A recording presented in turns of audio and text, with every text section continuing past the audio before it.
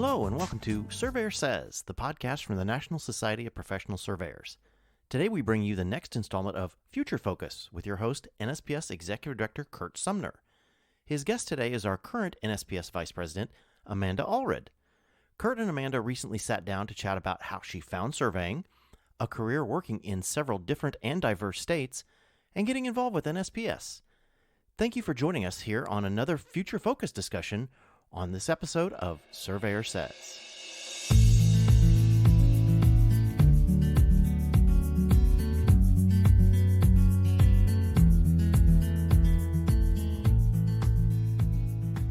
Hello, this is your host, Curt Sumner. Thanks for joining us on Surveyor Says, the NSPS podcast series. I'm not as good as Tim Birch at talking about all the cool things we're doing, and I don't have that smooth radio voice that he has. But nonetheless, I always enjoy being able to do the podcast, and in particular, when I have people on that I know and are part of what we're doing. That's not to diminish our other guests who come on, but I think it's important for NSPS to have our members be able to hear from the folks who are in leadership and what they're thinking and where they came from. And so this series is a really great opportunity for us to be able to do this so people can listen anytime they wish. So with that in mind, my guest today is Amanda Allred. Welcome, Amanda. Hi, Curt. Listeners will probably know that Amanda is the Vice President now of NSPS, having remotely been installed recently. That was an interesting situation we had there, and although I think it worked pretty well, and who knows how we might use it in the future or be forced to, I don't know. But yeah, it was really impressive, actually. Yeah, it went quite smoothly, I thought, and I do feel badly though, because one of the great things about being in leadership in any organization, but in NSPS, because we all kind of know each other and you get to be friends with everybody from all over the country, and being able to be in a meeting directly face to face with them, and in particular from the view at the podium as part of the leadership, it's just something special about it. And I'm sorry that hasn't been able to happen in the spring. Who knows what's going to happen in the fall? It's so hard to tell, this whole COVID thing, where it's going or where it's not going, and then everything else is going on in the country with upheaval. I don't know. Maybe I'm more in tune to all that just because I'm in the old person age group that's supposed to sit around by the fire. But no, I don't think so at all. I think younger people, and particularly in my age group and even younger, I guess I'm a gennial. I'm kind of on the Generation X millennial, so I can pick which side of the fence I'm on. Oh, there you go. That works. On the topic. So it's kind of convenient. But yeah, just turning 40 was a neat thing. I don't know if I'm the youngest NSPS officer ever, but I'm probably certainly one of the youngest. And that's a trend that you kind of started seeing there with NSPS, that people are managing to get involved at a younger age and doing things a little bit differently, non-traditionally. And that doesn't necessarily mean better; it just means different. Right. That's a good point, actually. I'm not sure about the age thing. I really don't know, but I would tend to think that it would be true that you are certainly among the youngest, if not the youngest, because by the time most of us have gotten through whatever path we've taken to get into surveying, and then spent time working through an association or however we get to NSPS, by the time all that happens and then you get into leadership position, because see, my presidency ended in the spring of 1998, right before I turned 50 years old. Oh wow, yeah. And I think my path into surveying was a little more direct. My dad is a realtor in New Mexico. He's a former state police officer and former investigator with the Attorney General's office there. However, he didn't have a degree. He never finished college, and it always really bothered him, the fact that he worked around attorneys all the time who are very well educated, that he didn't have an education. And he made it up a long way being an investigator there with the Attorney General's office, but he was adamant that my sisters and I go to college. And that was no question. And so I actually, the irony of all this is that my grandmother took me to Washington State to visit her twin sister, and we went and visited some of the dams on the Snake River and the Columbia. And I was floored. I thought, because being from New Mexico, you don't see that much water ever. And I was floored by these dams and by the symbol of the Corps, the castle. And I thought, if I ever get a chance to work for these people, I don't know who they are, but if I could hang out on this river all the time, that would be heaven to me. And seeing those huge barges go through the locks, that was at the time where you could just walk up to the structure. It was before 9/11. And they let me stand out there for hours and just watch them. And that's how I really got involved with surveying, was because I wanted to go into engineering and I wanted to build dams. And then when you end up in school, you realize a lot of the dams have been built already. They're not really building new dams. And my dad was a huge advocate for me to become a land surveyor because he couldn't get surveys done. And I was going to ask you that. When you said that about your dad, I was going to ask you if he thought, well, maybe she can do my forensics work for me. Well, and by that time he had retired from the Attorney General's office, and he was working as a realtor in our hometown. He had come back out of Albuquerque. He wanted to get out of Albuquerque and spend time with us before we graduated, and he couldn't get a survey done. And he told me, Amanda, if you do this, you will never lack for a job. And I got to college, and I had started in civil engineering, and I figured out real quickly that the surveyors were more fun for whatever reason. They were kind of more down to earth, and they did a lot of fun. Jim Riley, you got to say, is Jim Riley at NMSU. And within a semester, I had changed my degree course, and my Dr. King there in Mexico State was not happy that I left the civil program. But I think as far as job opportunities, I have not regretted. I have never had the unfortunate circumstance to be out of a job, and especially in strange times, that is so unique to say. Yeah, Jim Riley has a really big spot in my heart. I don't know if you were aware of this, but the year I began this job, on a temporary basis, by the way, Jim was the incoming then ACSM president. And I came in July, maybe June or July, when there was an immediate opening, and he had kind of just started his presidency as well.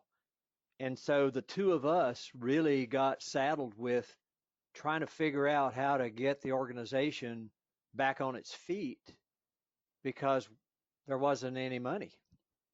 Oh, wow. And so I don't know if we talked every day, but pretty darn close to it. And then he was instrumental too, because we were very fortunate that state society stepped up, and I have to say WestFed was a big part of that.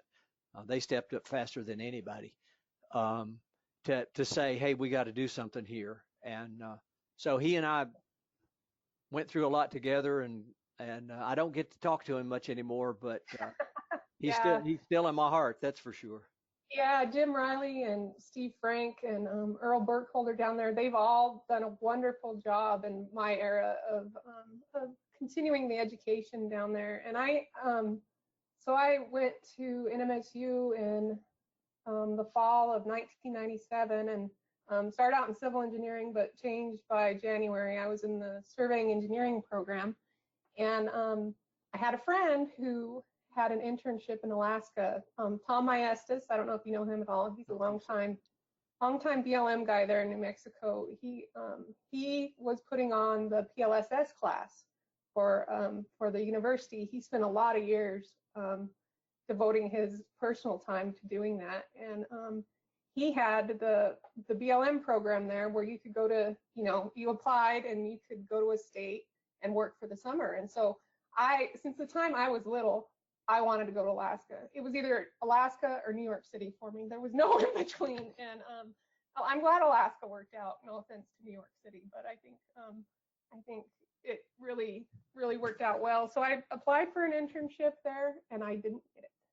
And I was pretty devastated because I've gotten most things I've applied for in my life, and I've kind of spoiled that way a little bit. So when I didn't get it, I was a little bit in shock. So I got a job there locally with some of my cohorts there in the program. They had a huge staking out job on I-25, and we had just the owner of the office had just bought Trimble units, and they were running about $100,000 for an RTK unit, and they were on the pole with a backpack and all those things. We're probably 4,800 and 5,700 era in there, and so I was working every day in 110-degree heat in Las Cruces, New Mexico, staking out bridge details and alignments for the interchange.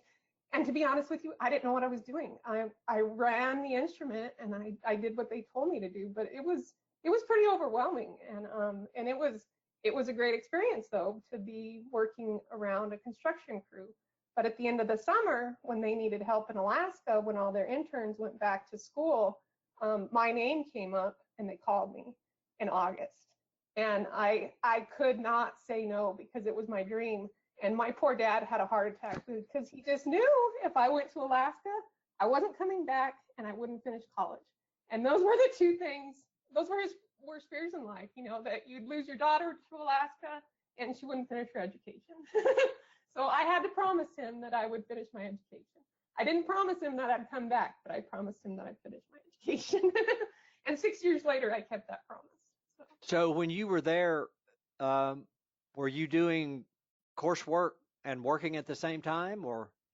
Yeah, initially it started out, I took a semester off, and it worked out as I got into a co-op program, and I actually got college credit for going up there and doing that. And the BLM, I don't know if they still do it or not, but they had a program where they would help pay for your education. And so that first fall that I was there, we were working in Southeast Alaska, around Sitka, Juneau, on doing some state land claims as well as native allotments. And there's kind of a misnomer in the surveying world that once you go past the Mississippi, that it's all PLSS after that, and all the PLSS is the same. And if you're licensed in one state, then it's all the same, and that is so untrue, especially when you get to Alaska. As you well know, I know you've spent quite a bit of time there as well. And when you get into native allotments, when you get into the way they broke down sections, when you get into the way they monumented things, when you get into the way they surveyed it, because they're only surveying stuff that is selected for patent, it's a totally different world. So. Yeah, one of the other interesting things that it should have been obvious, but for some reason it wasn't to me. But we were doing some work through NSPS a few years ago, and one of the things that was being talked about was the future laying out of the system in Alaska. And we think about the lower 48, where, like you said, hey, it's just a bunch of squares and rectangles, but to learn that a lot of that wilderness, for lack of a better term, that may be even opening up over time, apparently nothing's ever been actually done there on the ground before.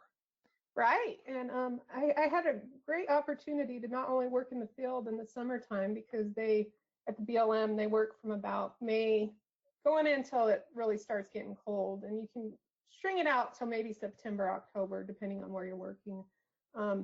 I actually had the opportunity after the first year there that I was given a job at the office, at the downtown office there in native land claims. And I had the opportunity to start working for Dominica Van Coten now, and who is the Chief Cadastral Surveyor, is that correct? I think that's the right title, yeah. Yeah, for the BLM now. I think she's the first woman to have that position. And I was really fortunate that I got to work with her there. And she taught me a lot.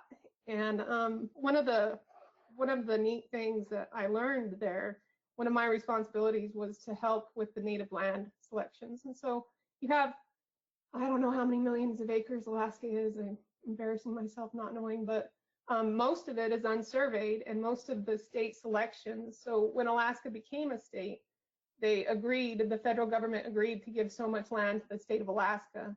And they also gave 160 acres to each Native Alaskan at that time.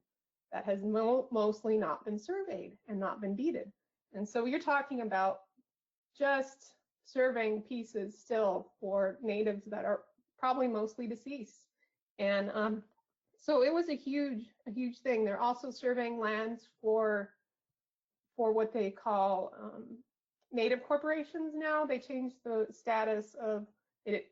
Went from reservations to native corporations. And so you have village corporations and you have an overall regional corporation where they're selecting land. And so in the Native Land Claims Division, we were working with them to help get their first selections done. And then if that couldn't happen, to help them get other areas. But these are real estate people. Real estate people need surveyors. And so I got I got put over there, and it worked out really well because I very quickly learned, working for the federal government, at least not in the summer in Alaska, that if you have time to work on some of your schoolwork, that is highly encouraged. And so it was a great opportunity there at the BLM. So you continued your schoolwork through New Mexico State? No, actually, at that time, I returned for one semester that would have been 1998, back to New Mexico State. And that summer, I got the internship again back with the BLM. They tried me out and they invited me back. And so then I went ahead and moved to Alaska, and I enrolled at the University of Alaska at Anchorage because I kept my promise to my dad that I would continue my education. And they have a great geomatics program there at the University of Alaska at Anchorage. And it worked out really well because I moved downtown. I could walk to the federal building, and then I could drive over to the university. And they have a great internal system where you go in one building and you don't have to walk outside again. And so I really got a diverse education, and I ended up getting an associate's degree there in geomatics from the University of Alaska at Anchorage. So when it, for whatever reason, when it came time to come back to New Mexico, did you do that for a private sector job, or were you still doing something with BLM? Actually, it worked out with the BLM again. My grandfather had passed away in about March, and I flew home from Anchorage, and it was 80 to 90 degrees in Phoenix, and it was a beautiful 70, where my hometown is in Glenwood, New Mexico. And I got back on the plane, and it was snowing in Seattle when I came through Seattle. And anybody that knows the Pacific Northwest knows if it's snowing in Seattle, that ain't a good thing. And so it started snowing in Seattle, and I got on the plane, and I landed in Anchorage about 2 a.m. and went to bed. And I got up the next morning, and there was 6 feet of snow outside. Oh, wow. And I said, this desert girl's got to go home. So not long after that, I decided to go back, and I had already gotten my associates in Alaska, and it worked out that I applied for an internship again. Actually, no, it was a permanent position there with the BLM in Santa Fe that summer, and I got to work with Tom Maestas and some other great surveyors there at the New Mexico office, and we were doing boundary work on Alamo Navajo Reservation, and so it was a great time in life, to be a surveyor. And so that's how it started. And then I got back into school at New Mexico State. So then when you obviously already had a lot of experience when you got out of school. I did. Did that allow you to go directly for the exam? Well, I guess if you graduated New Mexico State, you could go for the fundamentals exam right away. Right. Dr. Frank at that time was the head of the program, and he absolutely was adamant that everybody take the LSIT before you left. So that semester before I graduated, I took the LSIT, and I passed. And I already had about 6 years worth of experience. And I was convinced when I left Alaska I wasn't going to graduate, though, because I had such a hard time with the mathematics. This might shock a lot of people, but I am not a mathematical type person. I do not have a mathematical mind. And English always came easy to me, but mathematics never did. And I had the experience in some small schools in New Mexico where we didn't have great math teachers, and I think that's kind of true across the board. But I had a good one, and she taught me some fundamentals. And so the reason, not only because I traveled a lot, that it took me 6 years to finish my bachelor's, was because I had to start at basic algebra when I went to college. And that's embarrassing, you know, but I was so determined. I loved jams. I didn't care. I was going to be an engineer of some sort. It was going to happen. And I didn't know that that was kind of embarrassing because it just was me. Wasn't good at math. And so I started at basic algebra. I was so bad at math, I couldn't even start at college algebra or trigonometry. And you have kids that are starting into college at the same age that are going straight into calculus. And so they have up on me at the very beginning, but I was determined not to quit. And I lucked out. I made it through calculus 2, but for a bachelor's in engineering at New Mexico State, you either had to have Calc 3 or some equivalent. And I read the or some equivalent real carefully because I skated by Calc 2 by the hair of my chinny chin chin. And there was a differential equations equivalent. And so I would highly encourage people that are having difficulty with the math, that there are alternatives to get through this. And if you talk to your cohorts at college, they can have good tips for you.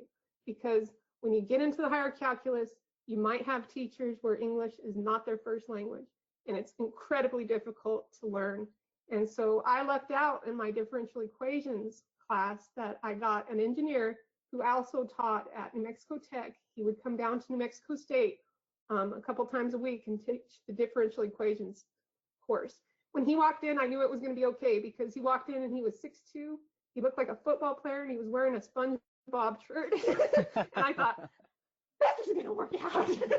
I think I can understand him. And that was the first class I got an A in. And to finish that way really boosted my confidence. But so I would really encourage young people to think outside the box and even take those math classes at community colleges, because community colleges have great smaller classrooms where you can get more attention. I will attest to that too, because I did the 2-year school. The 2-year school I went to was connected to Virginia Tech, so everything transferred. But I did all of those math courses, the calculus, everything there, and it was just a whole different environment, obviously, but it was much more conducive to learning. And I think it was more conducive to having a good relationship with the instructor, because you were a relatively small group of people they were dealing with rather than hundreds of people over time. So right. I would agree with your thought on that for sure. So did you get connected to the New Mexico Society while you were at school, perhaps, I guess, or how'd that work out? No, I didn't, because to be honest with you, I spent all my time trying to get through the math just so I could take a surveying course, because you couldn't get into surveying 222 until you were enrolled in I can't remember if college algebra or trig came first, but you had to be right on the cusp of getting into calculus. And so I had to wait quite a while. And it was fine. I got all of my electives done and I got a lot of stuff done. But no, where were we at, Curt? We were talking about your connection to New Mexico Society. Yes, and so there was a very active student chapter, and those guys were always trying to get me in there and participate with them. But I honestly, my dad was really hard on his girls. He has 5 daughters, and so when I was at college, I wasn't really interested in hanging out with a bunch of men all the time. I was interested in getting through my math classes, and so I didn't participate in the student chapter, unfortunately. And down the road, one of the friends there said Amanda at a surveying conference later on, he said, "Man, you're really a lot of fun." He was like, "I didn't realize you were a lot of fun. You never hung out with us in college." And I was like, "It's because I was tired of men. I don't need to hang out with you all the time. That's all I do is I work with men, and I don't need to socialize with you all." So the lack of diversity, I think, is a timely topic as well. But I was fortunate enough that Dr. Frank and Dr. Riley had the vision to bring Wendy Lathrop to New Mexico State. And so I never questioned that a woman could be a surveyor. I never questioned that a woman could be a surveyor, and I never questioned that a woman could be a respected surveyor. And she taught me a lot about that. And she also taught me not to fraternize too much. Not that I didn't later on, but for a woman in this industry, you have to keep things very separated. And my boss here at the Army has also taught me that as well, that if, not to say you can't go out for drinks with people and have a good time, but there's a line there when you're the only woman in the room sometimes that you can't cross too much, you know, and you can't be too friendly.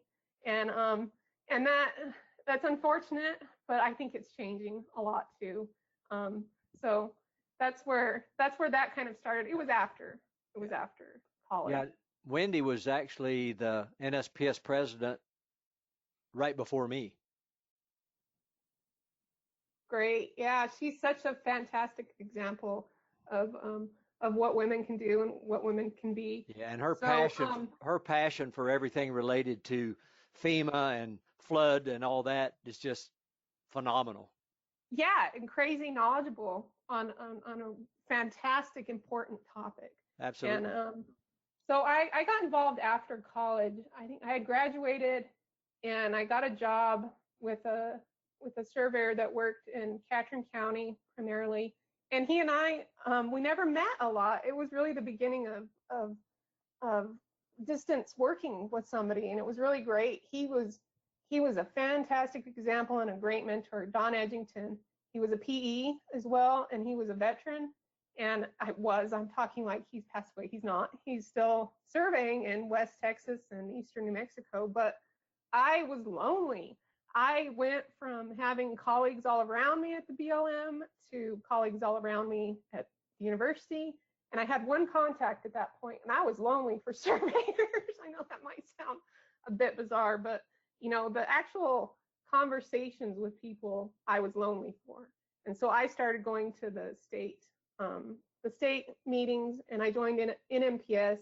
And then actually I had the opportunity to sit on a board meeting. One of the guys couldn't make it for the Southern Rio Grande chapter, and they were having a meeting in Las Cruces, and he said, Amanda, go for me. And it was a 2-hour drive, but I was like, what the heck? I was in the business of just saying yes all the time at that point to see where it took me. So I said yes, and I went down there, and I sat in on one board meeting, and then it seems like I woke up on the board of NSPS now, all these years later.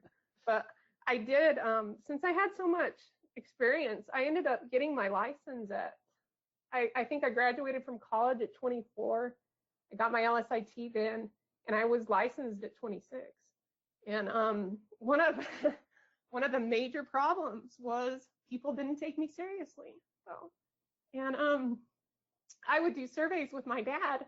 So I was working for this other surveyor at the time, still as an LSIT, and we would go survey people's property because he was a realtor, and this worked out real good because I finally graduated 6 years later. But we would go survey property. And so you have a 24-year-old me standing there with my 50-something-year-old father, and they would never look at me. They wouldn't look at me as a surveyor. And they would ask him questions, and they'd say, what about this, this, and that? And he would look at them, and he would say, I don't know. You need to ask her. She's the surveyor. And they would look at me, and they would look back at him, and they would continue their question with him. And I would get so offended because I had spent 6 years doing this, and they only want to talk to my dad. Yeah. And in hindsight later, I've taken advantage of this and just gotten the work done and let him BS with people. But at the time, and it's still very offensive when people look at you and don't believe you could be a surveyor. And that's disheartening. And I've come to figure out later in life that I'm not alone with that, even gender or minority-wise, as far as being a Hispanic as well. And I have a good friend at the Corps, and he's from El Paso, and I won't say his name just to not embarrass him or anything, but we have a lot in common because he's from El Paso, and I give him a hard time about that because that's where the miners are at, and the Aggies hate the miners. And so, but we have a lot in common because we're both from the same neck of the woods. And so Yeah. he has a very similar problem. This man went to the Air Force Academy, graduated with an engineering degree. He continued on with the Air Force and has a master's in structural engineering from the University of Colorado at Boulder. And when he shows up on a project, the first thing they say to him is, "You're an engineer?" And he told me a great one-liner when I finally started using it too. And he goes, "I know, it shocks me too." He's like, "I know how you feel. I look in the mirror and I don't know what happened. I think I got lost, you know?" And so I've learned a lot from my peers about how to deal with such things, you know, that when they just are and dumbfounded that I'm a surveyor. And I'm intrigued with your relationship there with the Corps, and you and I have talked about this off air, and I've had a lot of experiences not working for the Corps directly, but working for the Corps as a contractor in a lot of different ways. And I mentioned to you that I worked in an Army ammunition plant that the Corps was had control over the infrastructure, and got to see some nice explosions there, and it was sort of an interesting time, but also got to do a lot of, back in the old days where you actually did river cross sections in a boat. So I've always enjoyed the Corps and had a great respect for them. And so I was intrigued about the fact that you're there. And are you guys working on particular projects or particular types of work, or what are you doing? The great thing about the Corps of Engineers, especially in Walla Walla, and I do want to discount this real quick. I got to say this to cover the attorneys. That these are all my personal feelings. I'm not here representing the Corps of Engineers as any official, but we work on a variety of projects. And so I can wake up in the morning and I could be doing boundary stuff. I could be doing hydrographic stuff. I could be doing flooding stuff. I could be doing structural stuff at the dams. And you never know. Primarily, at the Walla Walla district, there's only 3 of us there in the geomatics office, and so we contract most of our work out. But we do pick up work that's emergency in nature and that needs handling quickly. That internally we can do work cheaper than contracting it out and quicker. And so we do have the opportunity to do stuff ourselves as well. And it's been like going home for me. So you finally made it back to the lakes, back to the dam. Oh my gosh. Yeah, and it's so ironic because of all places, I ended up in Washington State, where my grandmother bought me and showed me those dams when I was 16 years old. And I think it was a compromise between my husband and I, who's spent the majority of his life in Alaska. And me being a New Mexican, I married an Alaskan, my second marriage, and who lived in Fairbanks. And I already told you my story about snow, but it really, the darkness bothered me. And so we compromised and ended up in Washington State. And there was a job opening with the Corps of Engineers in Walla Walla. And to be honest with you, it's been my dream job. That's cool. Like I mentioned, when we wake up in the morning, there could be an emergency with a fish ladder. There could be an emergency with some structure failing. We're working on 60-year-old structures that are potentially failing, you know, and the dam deformation work is really important, the monitoring, that we get that right. And the Walla Walla district has set up the monitoring program for safety on these structures for years. Since they were built, we have data on these structures. We can see how they're moving. And it depends on the time of year that you take the surveys. It depends on how much water is going through that structure that you take the surveys. It depends on the heat. And it's so detailed and so overwhelming that the challenges of that are just fascinating for me, because that can happen in 1 minute, and the next minute a park ranger can call me and say, "I have a monument here and there's some encroachment possibility. Can you help me out with this?" And I always have to defer to them and tell them, err on the side that it's not an encroachment. You know, we'll work with it if it is, but let's please call it a potential encroachment, and err on the side that people aren't breaking the law. And I would encourage people that are out of work or looking for a change in atmosphere to look at the U.S. Army Corps of Engineers. There's job opportunities throughout the world, and I get the opportunity to travel all over the world. But that's on a voluntary basis because I'm still a citizen employee, which means I'm not technically enlisted. And the Corps has I think it's in 1775 was when the United States Army Corps of Engineers was created, and it was to get the private sector involved in helping the Army build the projects they couldn't do alone with themselves. And all of our commanders come mostly out of West Point. These are West Point graduates with engineering degrees. And you bring civilians into that who are hopefully the top of the line civilians, come in as engineers and surveyors to work with them. And it's kind of a clash, but I tell you, it matches my personality just fine because they are very direct, they are very question orientated, and they are very get the job done. They don't want to hear the excuses of why it's not happening, and you get brought before the board if your job's not getting done. And so, like I said, it suits my personality just fine, and I wish I'd found it 20 years ago. But it took me working for the DOT, it took me owning my own business, it took me working for the Bureau of Land Management. It took all of that for me to find my place home. And I would encourage people to also expand their background, because the years of working for one group are over. You know, it mortified my dad every time I quit a job and worked somewhere else.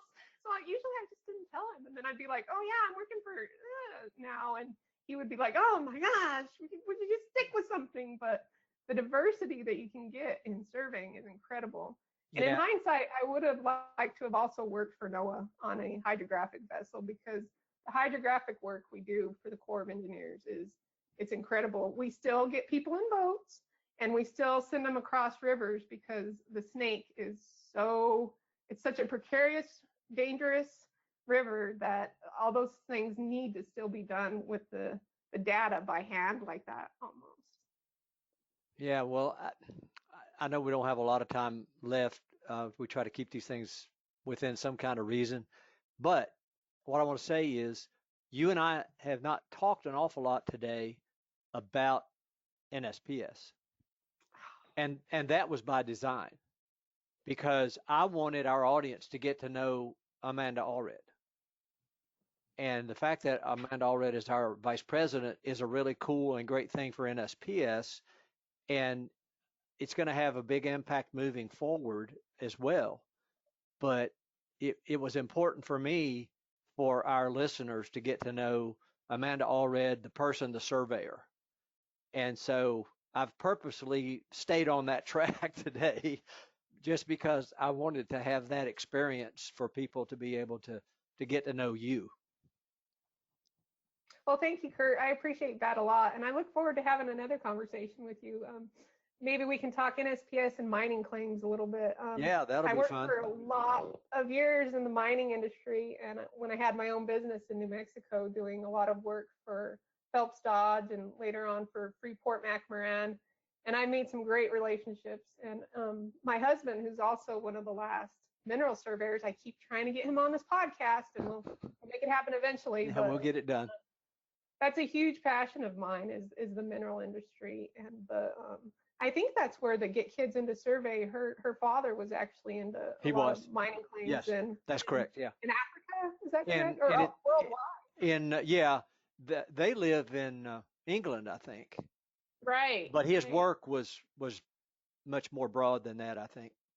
Yeah, and that's one of the major areas that not a lot of surveyors mainly work in, probably, and it doesn't get a lot of exposure. But yeah, as far as the NSPS stuff is going, I'm glad you all have me.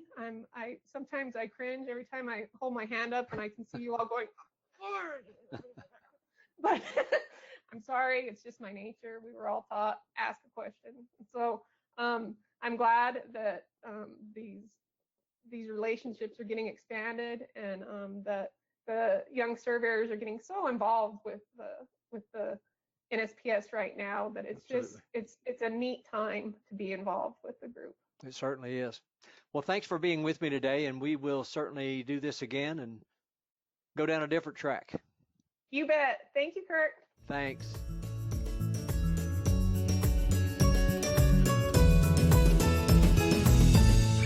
You've been listening to Future Focus with your host Curt Sumner and guest NSPS Vice President Amanda Allred here on the Surveyor Says podcast.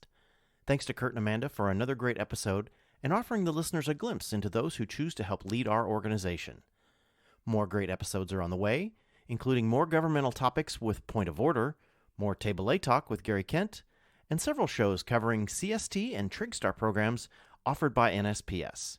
So, remember to subscribe to the podcast on iTunes, Apple Podcasts, Google Play, iHeartRadio, Spotify, as well as our podcast host, Podbean. And watch our website, nsps.us.com, for information on future episodes. And remember, it's a great day to be a surveyor.